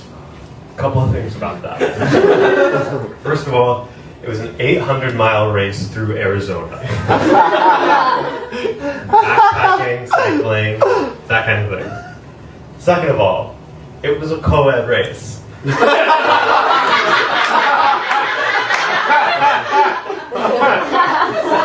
That's crazy. We're just throwing shit at the wall now. Also, that's not even a sport that cis people should be worried about. Like that's like our shit. That's like weirdo shit. You know? If there's a cis man like backpacking 800 miles through Arizona, we should shoot that guy. That guy's gonna kill somebody. A trans woman doing it is like, oh, like I love being in the woods. Like that's the only place I truly feel safe. You know? That's ours. Welcome back to Transposition Sports CCAA bronze medal bracket. Vancouver Island, Mount St. Vincent, and unlike their first game, the Mariners got their mojo back. Mackenzie Cox was leading it from the backcourt, had 15.7 rebounds, and set things up for a better day from their biggest threat. Harriet McKenzie, 23 points, 16 rebounds, getting that double-double as the Mariners move on in the bronze medal bracket. They beat Mount St. Vincent 67-52. If they win Friday, they will be in Saturday afternoon's bronze medal game. Yeah, it's not first, but third isn't bad. From plays on the court to plays in the halls of power, political play of the week. It was in D.C. on Tuesday. Delaware Representative Sarah McBride in a meeting of the House Foreign Affairs Subcommittee, the nation's first trans congressperson, and certain people have already gotten kind of transphobic with her. She's had to deal with a lot of nonsense brought to you by who else? The Republicans. Transphobia for a stronger America. But on Tuesday, it hit different. Here's the scene. Texas Republican Congressman Keith Self, or as I'll call him, Keith Selfish. Check it out. I now recognize the representative from Delaware, Mr. McBride. Thank you, Madam Chair. Yes, Sarah with the clap back, but it wasn't over. Oh no. Massachusetts Representative Bill Keating got into it, and he stood on some business. Keating also wonderful. Mr. I'm Chairman, sorry. could you repeat your introduction again, please? Yes, we have set the standard on the floor of the House, and I'm simply... What is that standard, Mr. Chairman? Would you repeat what you just said when you introduced a duly elected representative from the United States of America? Please. I will. The representative from Delaware, Mr. McBride. Mr. Chairman, you are out of order. Mr. Chairman, have you no decency? I mean, I've come to know you a little bit, but this is not decent. We will continue this. You will not continue it with me unless you introduce a duly elected representative the right way. This hearing is adjourned. Representative McBride, good on you for standing up for yourself. Representative Keating, good looking out, having her back. Representative Self. That was some punk action right there. Hashtag just saying. Also, political play in the week in the State House, and we go to Montana. Yeah, that Montana. You know, big ups to Zoe Zephyr and S.J. Howell, two representatives who spoke out on some nasty anti-trans bills. Not only did they stop the bills, they got 29 Republicans. Yeah, those Republicans, you know, the same ones that tried to drag Representative Zephyr down the main street of Helena a couple years ago. They got them to see the light. In committee, when the sponsor closed on this bill, he said, "This bill is needed," he said, and I quote his words, "because transgenderism is a fetish based on cross-dressing." Those were his words for why this bill is necessary.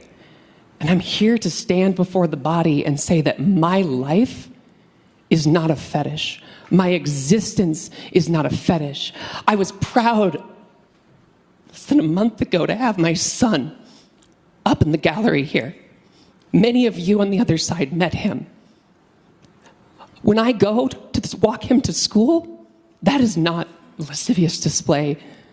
That is not a fetish. That is my family. This is what these bills are trying to come after. Not obscene shows somehow getting in front of children. We have the Miller test for that. We have laws for that. This is a way to target the trans community, and that is my opinion and in the speaker's own words. And so finally, put yourself in the shoes of a CPS worker who's confronted with a young person, 15 years old maybe, who is happy, healthy, living in a stable home with loving parents, who is supported and has their needs met, and they are supposed to remove that child from that home and put them into the care of the state. We should absolutely not be doing this. Even if you disagree, and I know many of us do, that young people deserve the right to live their lives with freedom and self-determination, including with regards to their gender determination, I hope we can agree that the vision laid out in this bill is not right for Montana. Please vote no. The best way to deal with bullies is you don't start none, but you finish everything, and we need more of that energy. Sarah McBride's learning it. Zoe Zephyr showed it again. Remember, she stood tall amid nonsense. But we could use more of the energy that Representative Keating was given. You see, at that moment, Representative Keating was a quarterback. And too many of our allies right now are being snap takers, like this guy. Would you say no men in female sports? Well, I think it's an issue of fairness. I completely agree with you on that. It is an issue of fairness. So it's deeply unfair. Would you speak out against this young man, A.B. Hernandez, who right now is going to win the state championship in the long jump? I can see you wrestling with it. No, I'm not wrestling. I'm not wrestling with the fairness issue. I totally agree with you. Finally tonight, it's been at the back of my mind since Donald Trump was flanked by the ringleaders of the Save Women sports crowd in a ceremony that looked more like a bill signing than an executive order on February 5th. I was a bit more worried when the NCAA folded like a bad poker hand the next day. And within 2 weeks, the anti-trans hysteria reached my sport and my league. The Women's Football Alliance changed their bylaws. The 20 or so transgender women among the league's 57 teams would not be allowed to play in 2025, except in areas that have anti-discrimination laws that protect transgender people. Getting a text message from the owner of my Connecticut Ambush team notifying me of the changes hit me hard. I excused myself from dinner with friends, went to the bathroom, and sobbed. The team that had become my chosen family, the women I'd fought with and for so very hard, were being taken away from me by the very WFA that brought us all together. I addressed my teammates on the changes and what they meant at our next practice and how I plan to respond to them. Their response was clear, resolute, and unanimous. You are our sister, and we will fight with you. Those were the first paragraphs of a story I did last week for Outsports on the WFA trans athlete policy changes, or the ban, if you will. Yes, it is personal. A chance meeting at a Pride event in 2022 led to a sisterhood I never thought I would be a part of, playing a game I didn't think I'd ever play again.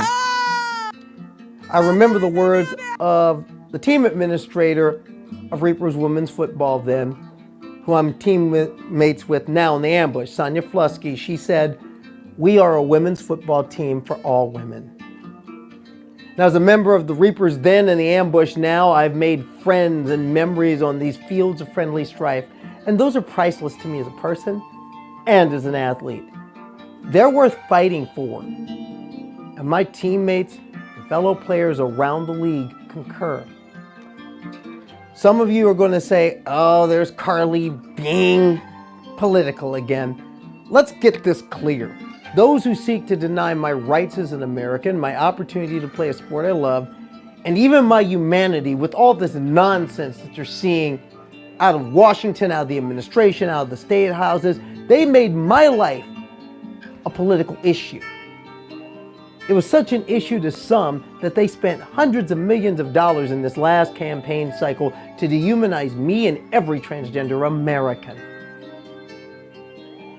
Understand, I didn't transition to play a sport, but some will cling to that nonsense to sow their bigotry. My transition wasn't about dominating women's sports or invading women's spaces or any of the other rubbish of the woefully ignorant professional transphobes. You know, they shout those things without ceasing.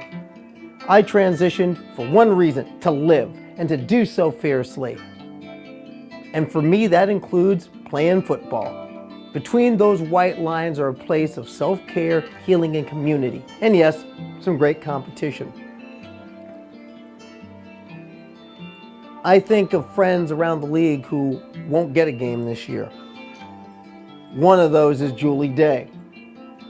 One of the bravest and best people I know, played for the Columbus Chaos, recently said she's not playing this year because of the Jim Crow nonsense that these bylaws put in. See, she lives in Ohio. And in Ohio, things have gotten rather trans unfriendly. And things got so bad that she donned her team's jersey, went to a Senate hearing a year ago, sat in the gap, spoke the truth, and also said something that's become my own mantra. People love to tell athletes to shut up and play ball. Please, let me shut up and play ball. And that's all any of us, whether we're adults like myself, kids in a high school, middle school, doesn't matter. We just want to shut up and play ball. I'm encouraging coaches, school administrators, fellow athletes, parents, people who care, and the WFA's Commissioner, Lisa King, to hear us when we say we want to shut up and play ball. So stand up alongside us, and not with those who will weaponize sports to sell transphobia. I want to suit up alongside my sisters and play football.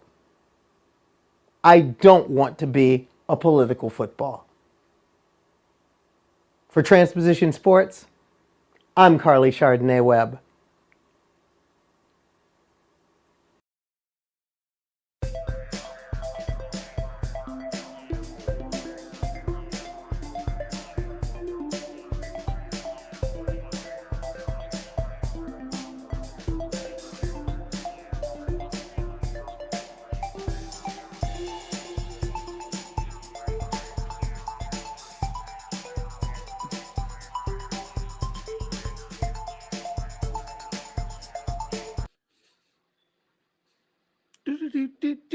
Hey, we are back. I hate this Great format, one, Carly. though. Just I great. hate that format. Here we go. There we are. Hello. Hey, Peeve. We're Hi. back live. Steph coming at us with a live segment right in the middle there, but yeah, me and Steph kind of matched tonight too. Yeah, on our color schemes. Yeah, so- but you don't have the Toronto World shirt. That's no J24 for me. Yeah. Nope, that's something that you alone can be proud of among the transposition panelists.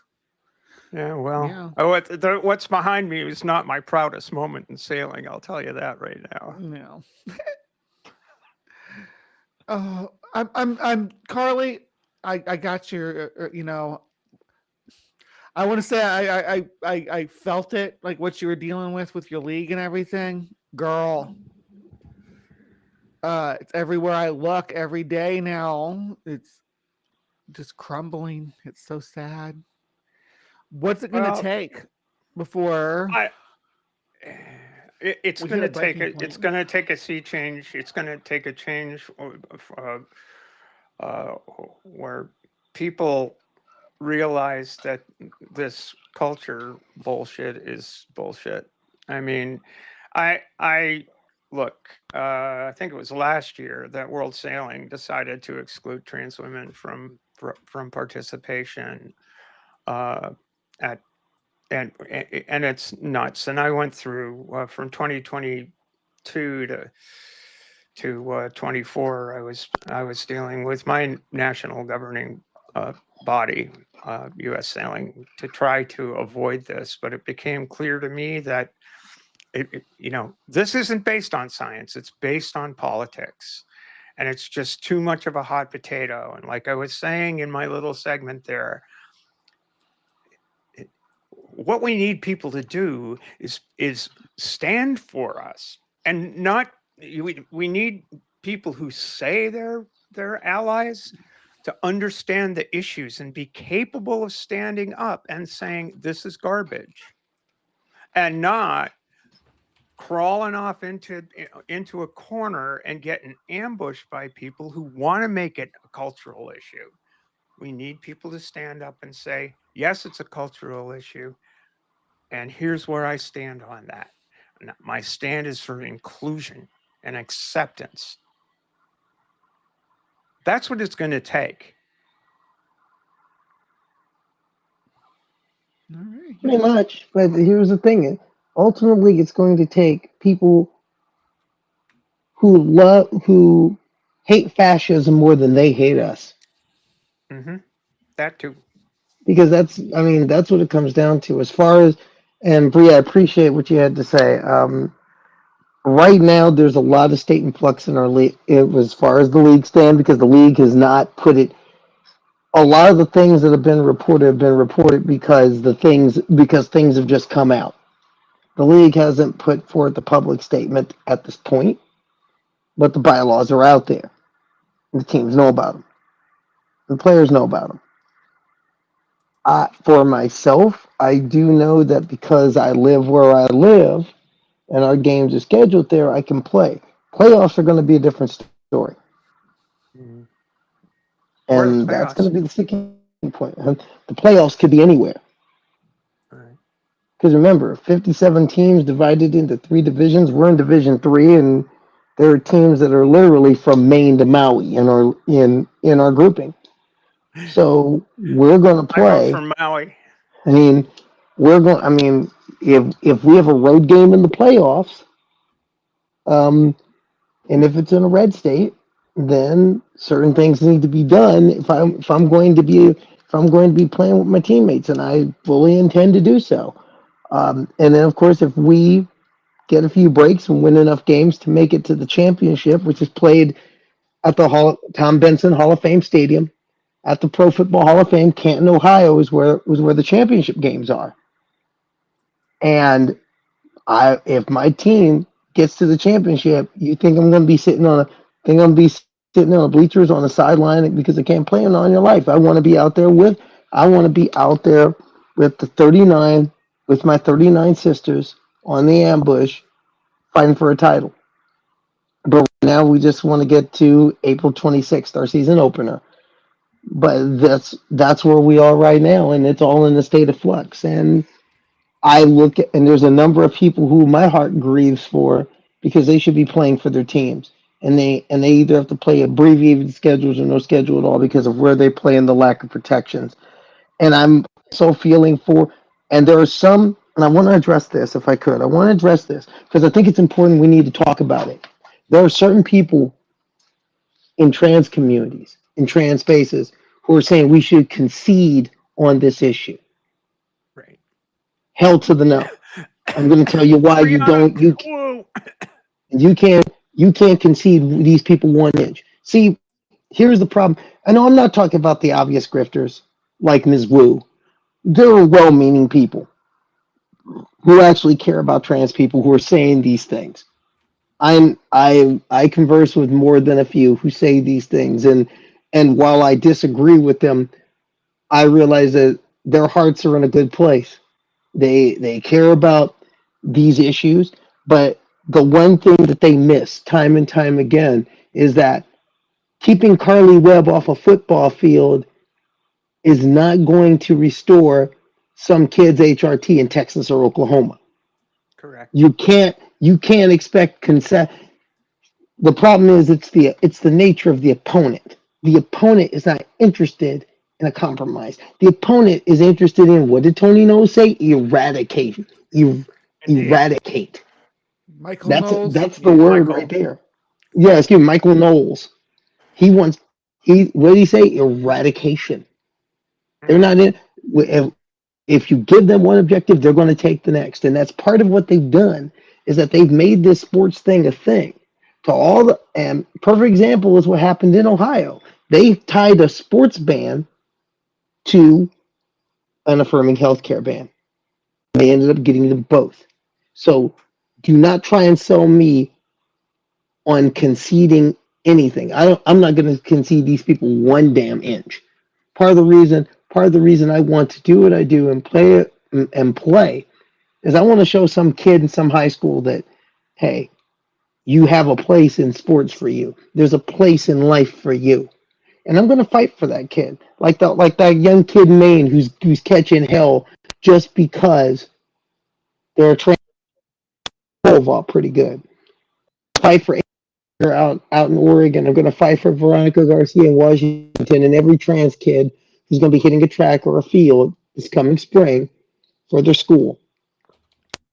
Be damned if I let anyone mess with those kids. I mean, you can say what you want about me. You can slur. People are going to slur me, and they will. But I'm 53 years old. I have a prayer life. I have Jesus, and I have a good therapist. I'll be all right. But those kids shouldn't have to take it. They shouldn't. I gotta shout out to my governor, my congressional representative, Janet Mills. Governor Janet Mills is standing strong. Representative Shelley Pingree is standing strong on the side of Maine's kids and Maine's people, not backing down on these issues. And I got to say, on the reason the sports argument is what the Michael Knowleses of the world, what the Charlie fuckfaces of the world use, is because in most people's mind, girls suck at sports. So you can't, in most people's minds, that's the in. You don't want boys playing against girls because girls are always going to lose. Well, that, first of all, is a bunch of horse shit. Just on its face, that's a bunch of horse shit. And that's where the fairness thing comes in. And when Democrats like Schiff and Newsom say, fall for that okey doke, they're buying into misogyny and they're buying into transphobia, all in one neat package. And they gotta understand that it's hurting women of all sorts, of all shapes and sizes. So I say, yes, it requires a cultural shift. But I'll tell you, as someone who participated for, well, Jesus, 2003 until when the ban came into effect, I kept my eligibility up. I met every fucking requirement that World Sailing had in order to keep my eligibility there in competing in women's events. I was accepted at the national level. I was actually on a pathway to being a national judge in the sport, and I still can do that. But I'm relatively loath to commit a whole bunch of time to a group of people, to an organization that on a national and international level doesn't want me around. I'll still compete. My teammates, appreciate my abilities, and I'll still compete because sailing is mostly a co-ed sport anyway. But what these national governing bodies and world authorities, et cetera, and so forth, are doing is they are promoting transphobia because it's convenient for them to do so, and because they lack any integrity when it comes to doing the right thing by trans people, trans women in particular. And that's true. And we're seeing this in so many areas, and again, it's not just sports. I mean, exactly. This is not just about sports. This is also about the way the way we're being treated. I mean, look at Sarah McBride. I mean, just once, I know she wouldn't do it, and I know how much hell she catches she would, but just once, I'd love to see her just channel her inner Jasmine Crockett and slap the taste out of one of these Republicans' mouths. Nancy Mace first. I know you were going there. I know I'm serious because I am too. I mean, Representative McBride has caught criticism, including a little from yours truly. And anyone who watches this show, you got the receipts on that because back in November I was very critical of her. But I will say this for Representative McBride. I think Representative McBride is stepping up a little bit more. And I'll say this, I think my criticism was a little bit much. And I'll say this because I understand at the same time the box she's in terms of being part of the Democratic caucus and as a part of being the first one through the door. Because this is a Jackie Robinson moment in many ways. She's the first through the door. And again, and today, I'm going to say this because it was the first time I've seen Democrats act. This is only the second time I've seen a Democrat do this. Because there was a Democratic representative who called out Nancy Mace for what she said about Sarah McBride, and I respect it. But I like what Bill Keating did. That was Ralph Branca. That was an Eddie Stanky. That was Pee Wee Reese. And I had said that back in November, back on Transposition Sports in November, is that in this moment, and again, it's a Jackie Robinson moment, and no, don't go in my comments, don't slide my DMs with any of the, oh, you can't compare that struggle to this. Discrimination is discrimination. Jim Crow is Jim Crow, no matter who the target is. So no, don't come to me with that nonsense. I know my history and I know wherever I speak. But in this moment, in this Jackie Robinson moment that we're seeing right now, she needs an Eddie Stanky, a Ralph Branca, a Pee Wee Reese to step up. And at that moment, Representative Keating did that. And that's an example for Democrats to follow. When she gets misgendered, sometimes y'all got to act a fool because she can't afford to. And that's what's got to happen. Y'all got to act a fool. Y'all have to step up. Y'all have to put your neck out just a little bit. I'm not asking the white knight every minute, but at that moment, that was the right thing to do at the right moment.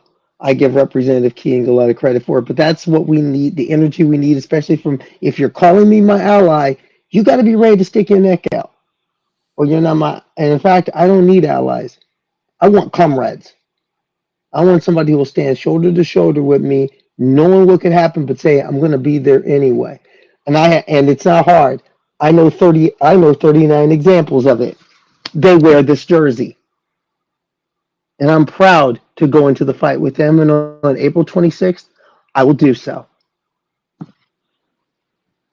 Yeah, Hunter Biden's laptops. That was Representative Bill Keating, representing the 9th Congressional District of Massachusetts, and he is the ranking member on that committee. He was the chair when the Democrats held the House. It's important for people in that position to do exactly what he did. Stand for the team. You're a leader, you stand for the team. That's not what Adam Schiff did. That's not what Gavin Newsom's doing. You get votes when you stand for something. You don't get votes when you stand for nothing. Why won't Democrats understand that? See, I've been hearing all these think pieces and all these things. Here's what the Democrats need to do. You know what a Democrat really needs to do? Stand up for something. You're not getting beat. You're not getting beat because you stand up here and there. You're getting beat because you don't believe in anything and people see it. Because we're jellyfish. I would love to see a candidate when they say you're woke and you're for they, them. Yeah, I'm for they, them, and I'm for he, him, and I'm for she, her, and you know what else I am for? Worker. I'm also for another pronoun, worker. That's what I'm for. I'm for working class. I mean all the working class. I want to make sure when we allow discrimination to fester, who gets hurt? Working people do. If you work for a living, discrimination is your worst enemy. Because it's dividing you up as work. It's dividing you up from your power as working people. Amber's story Think tonight's a about it. perfect example. Amber's story tonight's perfect example. Mhm. Turning that gentleman's mind around, turning his. It's like, hey, wait a minute, this is bullshit. These people shouldn't be doing this to you. That's bullshit. And it is. It's bullshit. We just need more people to see through the wokey doke and see the bullshit, and stand up and say, no, this is wrong.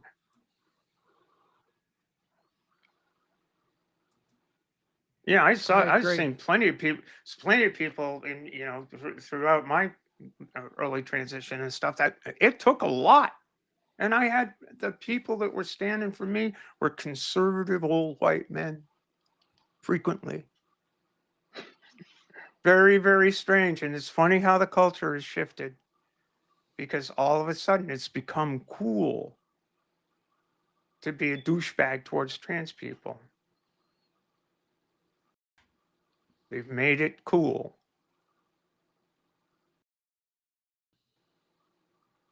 Kind of like what happens in every fascist program. You find an outgroup and you marginalize them, and you put the onus on them to prove they're human. It's garbage. Yeah, it is.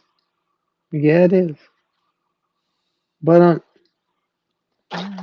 on some good news tonight. Shout out to Vancouver Island University women's basketball and especially Harriet McKenzie. Keep battling, keep pounding, sis. I know y'all want to win a national championship, and that's not gonna happen. But you can still get third. You can still get that bronze. So go get it. Go after it. Go after it. You can't leave with gold. Leave with some hardware. But most importantly,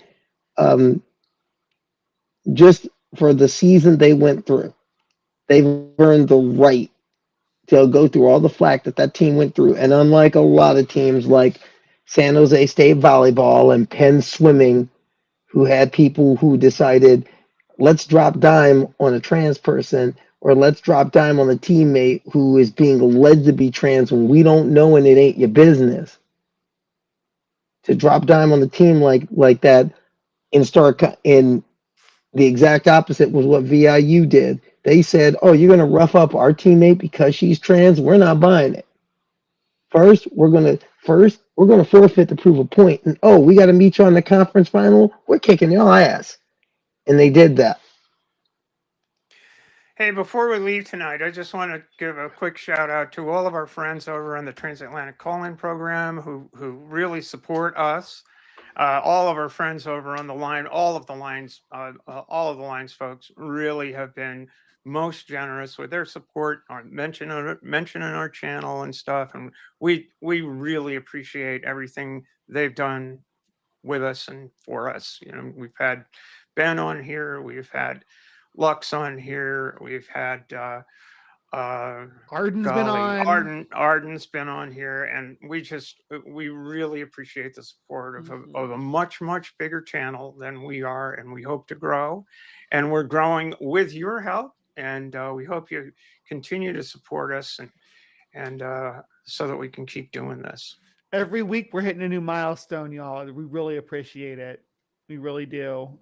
We still need some watch hours. So if you want to watch the back catalog or something, or put on a playlist. We have playlists for TransPositions sports. If you're interested in the sports stuff, this is how things have kind of developed over the last year. Carly's kept a astute record of that. You could watch the whole thing like a documentary, all those little episodes of transition sports to document the fall of trans sports in the U.S. Unfortunately.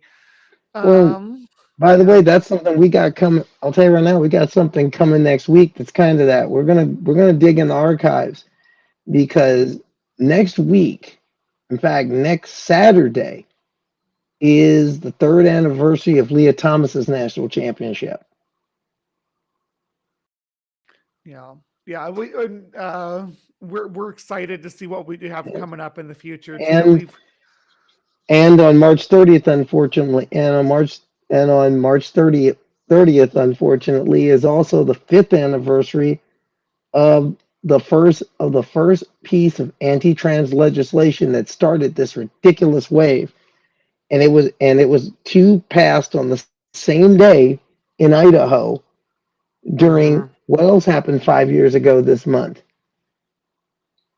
We're at the moment. I mean, 5 years ago tonight, the NBA had postponed basically their season because a player had COVID-19. Remember where we were 5 years ago. Yep. All right. Yeah, this is good places to need us to wrap things up. Really appreciate everything that you ladies bring to the show. You and Ember, probably not awake still, but appreciate you as well, darling. Yeah.